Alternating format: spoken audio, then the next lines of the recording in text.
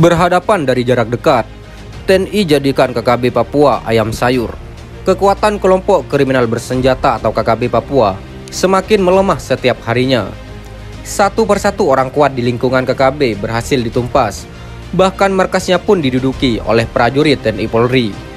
Kisah tentang keberanian TNI Polri pun menduduki markas KKB kini viral di media sosial. Kehebatannya dalam menaklukkan KKB pun kini diacungi jempol. Netizen pun tak henti-hentinya mengirimkan doa bagi TNI Polri, sebab tugasnya teramat berat kala berada di medan laga. Sebagaimana diketahui, baru-baru ini TNI Polri berhasil melumpuhkan Lesmin Walker, salah satu sosok andalan KKB di Intan Jaya, Papua. Tak hanya itu, markas KKB yang ditempati Lesmin Walker baik di Wolomi maupun Tagaloa pun diambil alih oleh pasukan TNI Polri. Pada momen itulah, sejumlah dokumen KKB yang ada di tangan Lesmin Walker dirampas TNI Polri. Insiden ini terjadi setelah sebelumnya TNI Polri mengeksekusi Ali Tegegoya saat yang bersangkutan sedang memata-matai aktivitas pos TNI. Insiden ini terjadi setelah TNI mengirim Tony Tabuni dan teman-temannya ke alam baka. Ali Tegegoya merupakan komandan operasi yang dipercayakan Panglima KKB Egyanus Kogoya untuk menyerang TNI Polri. Sedangkan Lesmin Walker, komandan operasi yang dipercayakan Panglima Lekaga Telenggen untuk menunaikan tugas yang sama, yakni menumpas TNI Polri dari tanah Papua. Sementara saat ini, sebuah video viral memperlihatkan detik-detik prajurit TNI Polri berpapasan dengan komplotan KKB. Di sebuah jalur jalan tikus, pertemuan tak terduga itu nyaris menjadi ajang baku tembak yang paling mengerikan di tanah Papua. Sebab kedua belah pihak sama-sama menenteng senjata api dan dalam posisi berhadap-hadapan. Namun keberuntungan lebih memihak kepada TNI Polri. Hal itu selain karena kehebatan aparat yang dibanggakan NKRI, tetapi juga atas campur tangan Sang Ilahi. Kisah ini amat menyentuh, sehingga seketika video itu pun menjadi viral di jagat maya. Bahwa sebelum berpapasan dengan para pengacau bersenjata tersebut, aparat TNI telah tergerak hatinya untuk mencari air wudhu guna menunaikan sholat maghrib di tengah hutan. Maklum, saat itu hari hampir gelap dan telah tiba waktunya bagi umat muslim untuk menunaikan sholat maghrib. Ketika para prajurit TNI itu beralih jalan menuju sungai untuk mengambil air wudhu, tak lama berselang datanglah pasukan KKB yang juga melewati rute yang sama. Komplotan KKB itu bukan sejalan dengan prajurit TNI yang sedang menuju sungai untuk mengambil air wudhu, tetapi mereka mengambil jalan lurus tanpa tahu alur belokan yang dilalui prajurit TNI menuju sungai.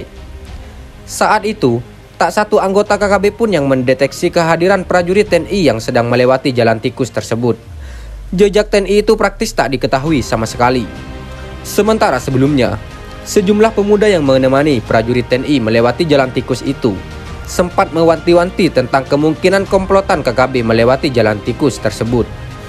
Kala itu, prajurit TNI yang telah berbelok jalan menuju sungai juga tak tahu kalau KKB ternyata melewati alur jalan yang sama. Bila sebelumnya prajurit TNI lebih dahulu melewati jalan itu, kini komplotan KKB lah yang justru berada di depan prajurit TNI. Semuanya baru terungkap setelah prajurit TNI menunaikan ibadah sholat maghrib di tengah hutan. Kemudian kembali melanjutkan perjalanan menuju pos keamanan yang dituju. Lantaran hari semakin gelap, ritme langkah kaki para prajurit pun kian dipercepat. Meski demikian, semua tetap waspada atas berbagai kemungkinan yang tak diharapkan. Dan benar saja, belum terlalu lama meninggalkan tempat sholat maghrib, tiba-tiba terdengar sayup-sayup sebuah kidung memecah kesunyian malam di hutan Papua. Suara nyanyian itu terdengar di kejauhan sana, pada arah jalan yang nantinya akan dilewati prajurit TNI ini. Manakala langkah kaki semakin dekat dengan sumber suara, semakin jelas pula terlihat seberapa banyak orang yang sedang bernyanyi di tempat itu. Bahkan terlihat beberapa senjata api yang diletakkan di samping mereka. Terlihat pula senjata tajam berupa parang, kapak, serta busur dan anak panah. Maklum, ketika itu KKB sedang beristirahat dan anggota KKB dan lainnya membakar onggokan kayu. Nyala api itulah yang membuat suasana sekitarnya menjadi terang benderang. Momen itulah yang digunakan prajurit TNI untuk membedakan personel yang memegang senjata dan mana yang tidak sama sekali. Saat-saat situasi sedang tegang, tiba-tiba secara tidak sengaja, salah satu di antara prajurit TNI menginjak kayu kering, sehingga mengeluarkan bunyi cukup keras. Mendengar bunyian tersebut, gerombolan KKB pun secara spontan mengambil senjata, kemudian menembak secara membabi buta. Mereka mengarahkan senjata ke sembarang tempat dan menembaknya secara tak teratur. Untungnya prajurit TNI telah mengambil posisi yang menguntungkan dengan bersembunyi di balik pepohonan besar. Pada posisi itulah, TNI kemudian secara terukur mengirimkan hadiah kepada gerombolan KKB yang sedang melancarkan aksinya tersebut. Lantaran tindakan TNI itu tegas dan terukur, sehingga 2 personel KKB pun dipastikan jatuh tersungkur ke pangkuan Ibu Pertiwi.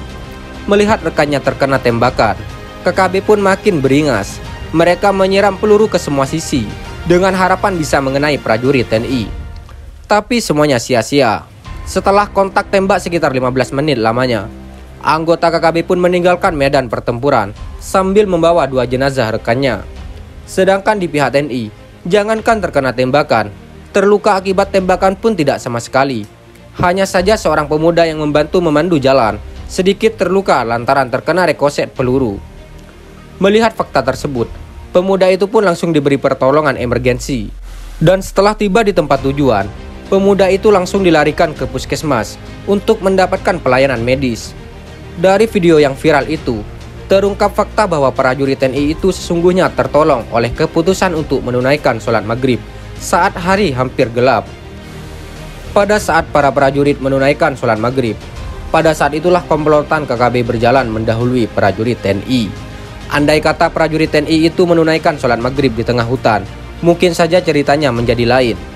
Prajurit TNI itu bisa saja diserang dari arah belakang, karena posisi KKB memang sedang dalam rute perjalanan yang sama, dan sama-sama melewati jalan tikus tersebut. Pada situasi inilah, orang beriman akan meyakini bahwa keputusan untuk sholat maghrib adalah penolong utama prajurit TNI. Pasalnya, andai kata prajurit TNI tak memutuskan untuk menunaikan sholat maghrib, dan terus melanjutkan perjalanan, mengingat hari sudah gelap, maka pada saat itulah mereka diserang dari belakang oleh pasukan KKB. Dari kisah ini, terungkap konklusi bahwa dalam situasi apapun, hendaklah mendengarkan kata hati. Suara hatimu akan selalu memberikan jalan yang benar untuk hidupmu pada hari-hari yang akan datang. Sekian dan terima kasih. Jika ada salah kata, kami mohon maaf. Jangan lupa like, komen, dan subscribe.